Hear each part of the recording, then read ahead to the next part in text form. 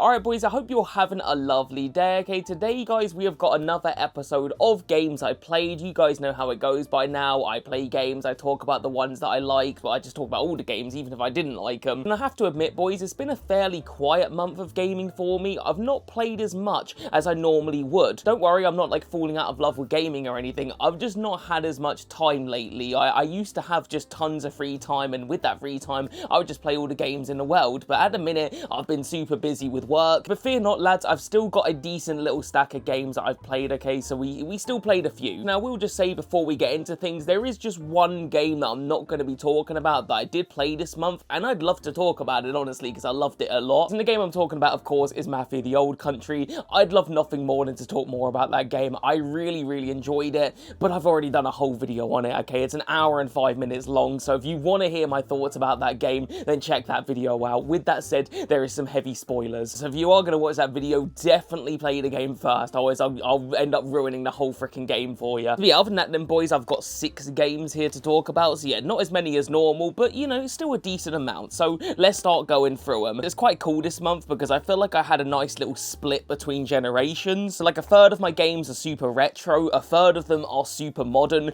and then another third of them are like sort of in the middle, so yeah, it's a nice little split between generations. I thought that was cool. It's not like I intended to do that either, it's just what I felt like playing. But anyway, we'll start off with a little bit of retro today, guys. I'm going to start off with Matt Hoffman's Pro BMXing. So yeah, this was actually the very first game that I played this month, and it was the first game I actually played in this house. Like, I just felt like playing it once I moved in. I got home from work, I was super tired, I didn't want to play anything too crazy, and I was looking on my shelf and nothing was really quite grabbing me because I was looking at stuff like Final Fantasy VII, and I do want to play that game, but it's just so bulky and long that I just wasn't in the mindset for it. I just wanted something very pick up and play, and I saw this on the PS1 shelf, Matt Hoffman, and I thought, I haven't played that game in years. I've got some incredible nostalgia with this game. I used to play this as a kid, and I loved it, okay? It was one of my favourite games as a young'un. I'm pretty sure I've already told this story a billion times on this channel, but I'm gonna say it again. So back in the day when I was a kid, my mum didn't really care like what kind of games me and my brothers would play. Like, she wasn't asked about GTA or, you know, violence or swear words or anything like that. However, boys, there was one golden rule that my mum did have, and that's that she refused to buy a game twice. So if my older brother already owned a game, she would like refuse to buy it for me, if that makes sense. If I wanted to play a game that my older brother already owned, either I had to pay for it, which was never going to happen because I was too young, I didn't have any money of my own, or I had to ask my older brother to borrow his, and that was even less likely because me and my older brother did not get along as kids. We get along now, but as kids we used to fight and argue all the time. Anyway, that golden rule didn't really bother me too much because there's a million games out there, so it was very rare that, you know, my brother had something that I wanted to play and I couldn't. But there was 2 games that I wanted and I just couldn't get, and that's GTA and Tony Hawk. My brother had basically all the GTA games and he had all the Tony Hawk games, so I was shit out of luck when it came to those 2 franchises. I had to get the clones basically. So like with GTA, I used to play The Godfather, that was one I used to play. The Getaway was another one. You know, I used to play games that were like GTA but weren't the same. Canis Medit, that's another one. That's why I love Canis Medit, because I didn't have GTA. That was my version of GTA. If I've got any American viewers, by the way, Canis Medit is bully. They called it Canis Medit over in the UK for some weird reason. Anyway, we're getting a little bit sidetracked here, boys. The reason I was telling you that story is that basically I wanted to play Tony Hawk's, but I couldn't because my brother owned them all, so I had to settle for Matt Hoffman BMXing. Yeah, it kind of goes without saying that Matt Hoffman is nowhere near as good as the Tony Hawk games. It just isn't. It's not on the same level, but I was happy enough as a kid with this one, and I really loved it. So when I came back to this game the other day, I was like super nostalgic. I was listening to the soundtrack, I was enjoying it, I was vibing, it was great. But I gotta admit, boys, and it does hurt me to say this, after that nostalgia started to wear off, it's not great. It's really not a great game. It's just nowhere near as good as like Tony Hawk's Pro Skater 2, for example. Controlling the BMX is super janky and clunky. I was absolutely tragic at this game. It just doesn't seem to have aged well. It controls like absolute crap. It's not a particularly fun game to actually play, so as soon as the nostalgia was starting to wear, I was like, I wasn't really getting into it. And in the end, I think I gave up on about level 3 or 4. I can't remember how far I got with it, but I didn't get anywhere near finishing it because I just got frustrated. I found the controls super shit. Nonetheless though, guys, this was definitely worth playing just purely for the nostalgia of it. I really did enjoy that. It just immediately hit the second I entered that first level. If this game got like a modern day remake and the controls were just a little bit more fine-tuned, this would be an absolute classic, but yeah, it's just not aged particularly well. So yeah, while I can't really recommend it, it was alright, it was fun, I don't know. Okay then boys, let's jump over to something a bit more modern this time. This was a very recent pickup, and yeah, I really enjoyed this one, and that is going to be Robocop Unfinished Business. So yeah, for those who don't know, I'm an absolutely huge Robocop fan. I adore the movies, or at least the first two. I don't really like the remake of Robocop, and I certainly don't like Robocop 3, but those first two films I really like. Robocop 1 is obviously a lot better than Robocop 2, but yeah, I like both those films. When it comes to the games, I like almost all of the games that I've played from Robocop so far. I'm just trying to think off the top of my head here. So that you've got Robocop versus Terminator on the Mega Drive, absolute banger right there. You've got this one, of course. You've got Rogue City, which I love. I think the only Robocop game I don't like is the one on PS2. It's horrendous, alright? It's absolutely shit. Even as a big Robocop fan, I cannot recommend that game. It is horrible. So yeah, that's the only one I don't like. And yeah, when it comes to Unfinished Business, it's kind of a weird sort of game because it's kind of a sequel and it's kind of not. I don't know how, like, it is a sequel obviously, but it's not like a full-blown sequel to Rogue City. It's almost DLC, but it's bigger than a DLC because this is like an 8 to 10 hour game easily, you know. It's a decent length. I think the reason they went for a sort of DLC-esque approach with this one is that it doesn't really innovate from Rogue City in terms of gameplay. It is very, very similar. The graphics are pretty much identical to Rogue City. I didn't notice any differences there.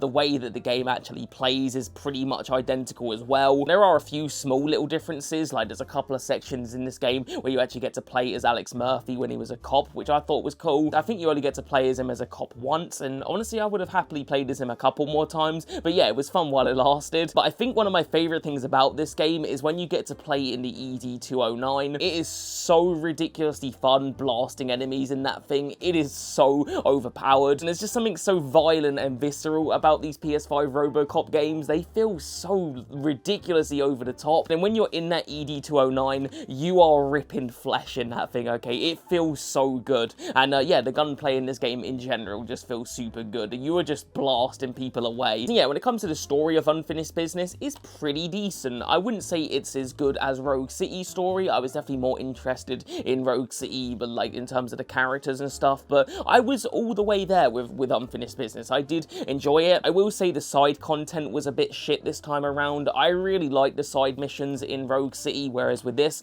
I barely did any of them because they felt almost pointless. I felt like they just didn't really add much to the story of this game. But the main story is a big step up from the side content. The main story was super interesting, so yeah, I like the story. I'm not going to spoil it here. I feel like you guys need to play this. It's obviously a recent release, and I feel like a lot of you guys will want to play this for yourselves. But one thing I will say is the villain is really cool in this game. I liked the villain a lot. He was very interesting. So yeah, on the whole, boys, Robocop Rogue City, it's a pretty cheap release considering it's very new, and yeah, I thoroughly recommend it. Lads, we've got a visitor. Fred has entered the video. What are you doing, Fred? I could hear him barking outside, so yeah, he's in here now. Don't knock my drink over.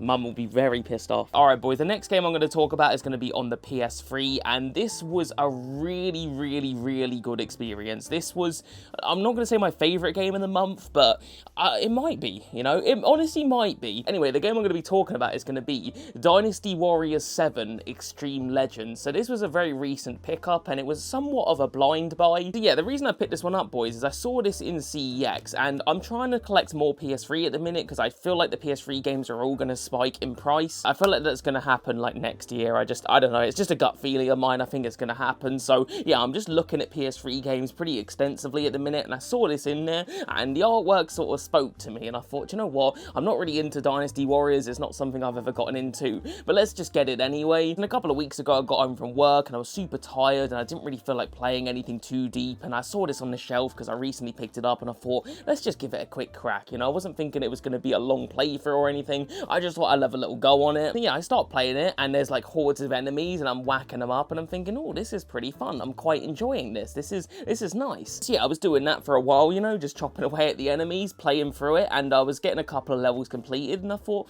this is pretty fun. I quite like it. But, you know, in the back of my head, I was thinking, this could get boring really quickly. Because if we're being real here, you know, the Dynasty Warriors games are quite repetitive in terms of gameplay. You know, it's the same thing over and over and over again. It doesn't really do a lot in terms of variety, but for whatever reason, boys, I found this game almost like it was therapeutic in a way. I would literally get home from work and I didn't feel like doing much, but Dynasty Warriors would speak to me because it's so simple and yet so fun that I could just get it on after a hard day's work and blast through a couple of levels, and I loved it. Yeah, I was playing through what's called Legends mode on this game. This game doesn't have a story mode for whatever reason. It's just got this thing called Legends mode, and yeah, you basically just pick your character and you start slicing away. In terms of the character that I picked, I ended up going with a guy called Lou Blue. I think that's what his name was. Was it Lou Blue? Or Blue? No. Lou Blue, I'm pretty sure that's what his name was. And the reason I picked him is I googled who the best character in Dynasty Warriors 7 is, because I've never played any of these games, and it's just come up as him. He was the best character, apparently, and I gotta say, he was pretty overpowered. He's got a very cool special ability. You can, like, jump up in the air and smash enemies away. It's really fun. Anyway, lo and behold, boys, I'm playing through the Legends mode, and like I said, this game is very repetitive. It doesn't really offer a lot in terms of variety,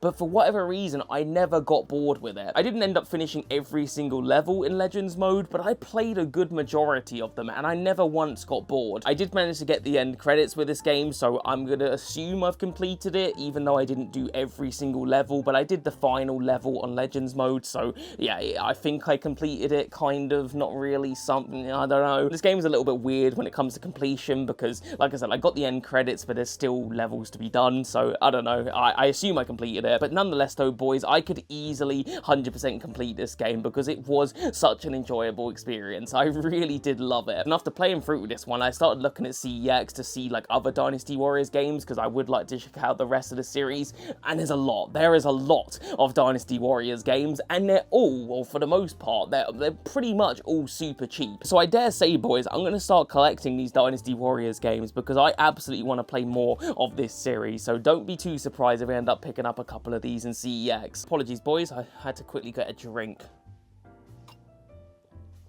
Alright, let's crack back on with the video, shall we? Alright then, fellas, let's next talk about a Nintendo DS game, and similar to Dynasty Warriors, I picked this one up, I think I picked it up the same day, actually, as Dynasty Warriors, and that game is going to be Batman, the Brave and the Bold. Yeah, this is a game that I've been on the lookout for a really long time, okay? It's been on my hit list for ages, so when I saw it in that CEX, I knew I had to have it. You're probably looking at this game, and you might even be judging me right now, thinking, McJell, did you really, like, need that? Like, why do you even want it? Well, boys, there's a couple of reasons I needed to have this game in my collection. Number one, I'm a huge Batman fan. I absolutely love Batman. I love the animated series. I love the movies, you know, The Dark Knight, The Dark Knight Rises, all of that stuff. I love the video games, you know, Batman Arkham City is one of my favorite games of all time. And of course, you got the comics that I love. So yeah, when it comes to the Batman video games, I will pretty much buy any of them that I don't already own. So yeah, I had to have this game for that reason. But also the reason I wanted this game is because I saw gameplay of it a little while ago, and I knew it was something I needed in my life. And this game is made by WayForward, and for those who don't know, WayForward makes some absolute banger games, especially on the DS. One of my favorite games on the DS is something called Alien Infestation, and it's made by WayForward, and it is genuinely top 3 DS games for me. It is so good. So yeah, when I found out that WayForward made this Batman game and I saw gameplay for it, I was like, yep, we are getting that game as soon as I see it. And for whatever reason, I never see it, because if I did see it, I would have bought it, but it was only recently that I saw it. Anyway, we're getting a little bit too in-depth with this. Let's just talk about the game itself. It is absolutely fantastic, boys. It is just as good, if not better, than I thought it was going to be. The gameplay to this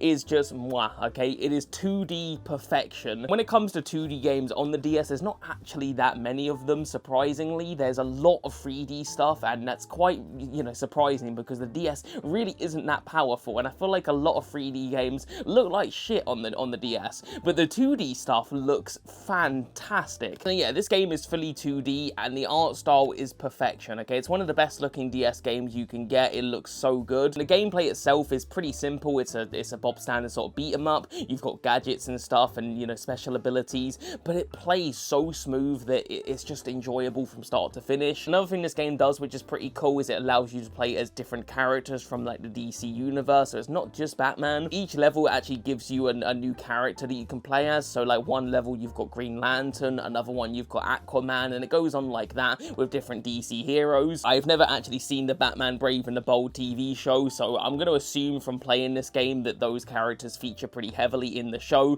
but yeah, it was really enjoyable. All the levels and characters were really fun to play through. They were very diverse as well. Each character and level felt very different. I blasted through this game in a couple of days, boys. It didn't take me long to beat it, and that kind of brings me to my one and only critique with this game, and that's the fact that it is so short, but it's so annoying because the game is so much fun that I wish it was 3 times the length. You can beat this game in under 2 hours, guys. It's a very short game. There's only about 8 or 9 levels, but all the levels are like very bite-sized, which is quite good, you know, because it's a game that you can sort of pick up and play, which is perfect for me at the minute. But I just wish there was more levels here, guys. I like the fact that they were bite-sized, but there's just not enough of them, and I loved the gameplay so much that I just wanted to keep playing it. But, you know, once I finished it, I thought, well, I could replay it again, I suppose, but is there any point? So yeah, unfortunately, guys, the game is very, very short. That's the only bad thing about it, though, because honestly, it is so much fun. So yeah, if you've got yourself a DS, guys, I 1000% recommend this game, even if you're not a fan of Batman, because it's that good. It's so much fun. Alright then, fellas, I've got 2 games remaining, okay, and this one was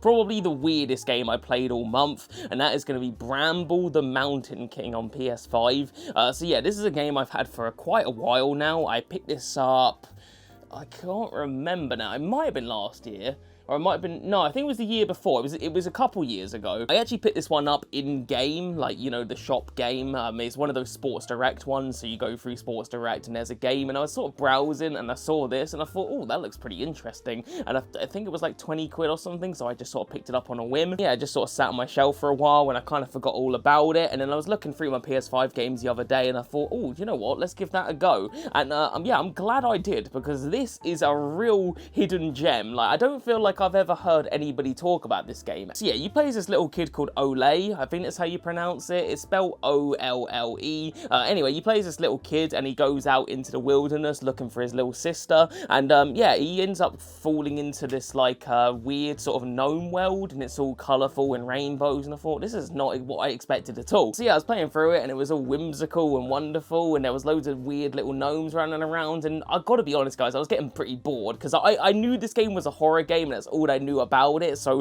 when I was seeing all these colourful gnomes everywhere, I was like, what the hell is this? This is not what I want to see. Where's the horror? Yeah, I didn't have to wait too long, boys, because Ole's sister ends up getting like kidnapped by like a giant, and I was like, oh shit, you know, I was like, what the hell's going on now? And then we have to run away from the giant, and I was like, okay, this is more like it. And after that, fellas, it just gets worse and worse and worse in terms of like just pure nightmare fuel. Okay, this game is creepy as shit. This game genuinely gave me the chills whilst playing it. Alright, I would play it late at night in the dark with headphones, and holy crap, alright, it was scary. If you're wondering like what the gameplay for this is like, it's pretty similar to Little Nightmares, so if you like the Little Nightmares games, you've got to play this one. But yeah, this game is really super creepy and weird and gory and wonderful. The creature designs in this game are absolutely horrifying, okay? They've got this like, I can't quite describe the aesthetic, but they just look unnerving and unnatural. I really like the way this game sort of looks and feels. On top of that as well, as you're playing through the game, you actually get drip-fed quite a lot of lore between these creatures, so they're not just like random creatures. You start to understand why they are like they are, and I found the lore to this game absolutely fascinating. It was so cool. I was genuinely looking forward to every single creature in this game because I knew I was going to get a little story on each of them, and I loved that. So yeah, when it comes to criticisms, boys, it's kind of the same problem I have with Batman, unfortunately, and that is the fact that it is incredibly short. I wanted this game to be longer because I was having such a blast. You can beat this game in about 4 hours, boys, which is a real shame because I feel like this game could have easily been a 6-hour game and it would have still been really, really good all the way through. Nonetheless though, boys, I loved every single second I played with Bramble the Mountain King, so if you haven't played it, I definitely recommend it. Alright then, fellas, let's talk about the final game that I played this month. It's going to be a PS1 game, and it's been on the backlog for a long time. I've had it for quite some time, and I just randomly felt like playing it. I was just in the mood, and that game is Oddworld. So yeah, I've never ever played an Oddworld game before, boys. This is my first ever experience with this series, and yeah, I didn't really know like what to expect. I didn't know much about it. I knew that it was kind of like a platformer, but I didn't know much else. The only other thing I knew about this game is that it was meant to be super duper hard. Everybody says about the Oddworld games being pretty difficult, especially the original one, so you know, my butt cheeks were clenched a little bit because I knew that I was going to be dying a lot, but I had no idea, okay, because this game is one of the hardest games I've ever played, boys. I'm genuinely being serious. There are moments in this game that I died hundreds of times, possibly. This game has a fetish for, like, having you be killed, alright? This game loved killing me over and over and over and over and over again, alright? And it just went on forever. But we'll get onto that a little bit more in a second, boys, because I want to talk first about the visuals to this game, because holy hell, this is an impressive looking PS1 game. Before you actually get into any gameplay in Oddworld, they hit you with this FMV cutscene that is genuinely mind-blowing how it's on PS1. It's so impressive visually. It genuinely still looks good to this day. Like, I was so impressed with this cutscene. It was so mind-blowing. And then once you get into the actual gameplay, again, the visuals to this one look stunning. And when it comes to the gameplay of Oddworld, like I said before, I died a lot, okay? I kept dying, okay? That's pretty much half my experience with Oddworld, was me just dying. The first sort of few hours of this game were fine though. Like, I didn't die that much in the first few hours. I was really enjoying the very first few hours. I thought it was really enjoyable. I was enjoying the story. I was just loving it. I wasn't really bothering with saving the Mudokons. I was kind of skipping over them, and in some instances I actually killed them on purpose. But yeah, I didn't really see any point of keeping them alive, but I would soon later realize that you kind of do need to save them, but we'll get into that. So yeah, the first few hours of this game was pleasant, okay? Really enjoyed it. Then the middle section of this game was where things start to get harder. There are parts in the middle that were so ridiculously hard, and I would just die over and over and over and over again, and I just would sometimes spend 30 to 40 minutes on just one small little piece of this game. The checkpoints aren't very nice, okay? The game makes you do quite a bit before you end up getting checkpoints, and you can't manually save it either, like I think you can in some of the later Oddworld games I've heard. So yeah, you're gonna have to get used to dying, okay? In the middle section of this game, I just, like I said, I couldn't stop freaking dying. But then you get into the final third of this game, and honestly, the game seems to get a lot easier in the sort of final aspects of this game. Like I said before, I wasn't really saving any of the Mudokons. I think if I was saving them, then it would have gotten a lot harder. When I would see a Mudokon, I would just skip past them. I was like, I'm not bothering to save you. I'm just trying to save myself here. And yeah, like I said, the final third was honestly scaled back a little bit in terms of the difficulty. I didn't really find the last third that hard. It was the middle portion of this game that was ridiculous. So yeah, I get to the end of the game, boys, and I was patting myself on the back thinking I've just beaten a really tough game, and I get the absolute most worst ending imaginable, alright? It was a bad ending. Turns out all of those Mudokons that I wasn't bothering to save because I didn't really see the point, well, basically, if you get like 50 or more of them saved, I think you get the good ending, or something like that. But to be honest with you, boys, I don't really care that much, okay? It's only an ending as far as I'm concerned. I'm just happy I was able to beat this one because it was proper hard. So yeah, if you fancy yourself a little bit of a challenge, guys, I thoroughly recommend Oddworld. It's not the easiest game, but it's good fun, alright? It is good fun. I did enjoy it. Okay then, boys and girls, that is all the games I played in the month of August. Overall, I had a good time. Even though I didn't play like a ton of games this month, I enjoyed pretty much all of them. I'd say the only one that was a bit disappointing was Matt Hoffman, but that aside, I had a good old time. But yeah, that's going to do it for today, boys. Let me know in the comments what games you've been playing this month. But yeah, other than that then, boys, I'll see you guys in the next one, alright? Peace.